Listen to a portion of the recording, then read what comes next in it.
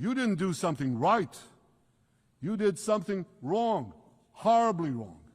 Israeli Prime Minister Benjamin Netanyahu sharply denounced Western countries on Friday for embracing Palestinian statehood. Speaking at the UN General Assembly, the Israeli leader pushed back in his harshest terms yet against the diplomatic moves by leading U.S. allies, including Britain and France. The leaders who recognize a Palestinian state this week sent to the Palestinians, it's a very clear message.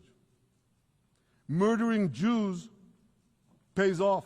Recent moves by countries to recognize a Palestinian state have deepened Israel's international isolation over its conduct of a nearly two-year-old war against Hamas militants in Gaza. The most right-wing government in Israeli history has made its strongest declaration yet that there will be no Palestinian state as it pushes on with its fight against Hamas following the October 7th attacks in Israel 2 years ago. You see this large pin here?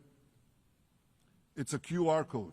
Netanyahu wore a QR code on his lapel linking to a website with information about the attacks. You too will see why we fight and why we must win.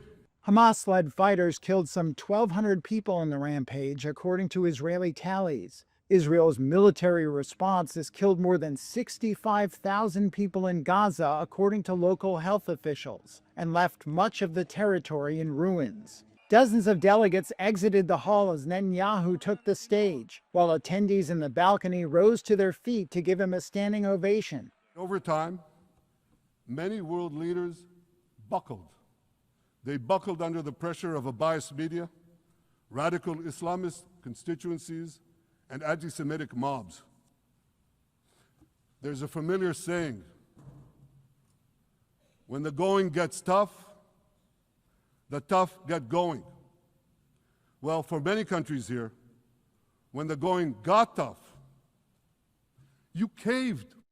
Netanyahu spoke after Arab and Muslim leaders, who this week accused Israel of genocide and war crimes in Gaza. The Israeli government has vehemently denied these accusations. The International Criminal Court has issued a warrant for Netanyahu for alleged war crimes in Gaza. Israel rejects the court's jurisdiction and denies committing war crimes. Hamas has offered to release all remaining hostages, only about 20 of whom are said to be alive out of a total of 48, in exchange for Israel agreeing to end the war and withdrawing from Gaza. U.S. President Donald Trump, who has backed Netanyahu consistently, reiterated Friday that the war could end soon.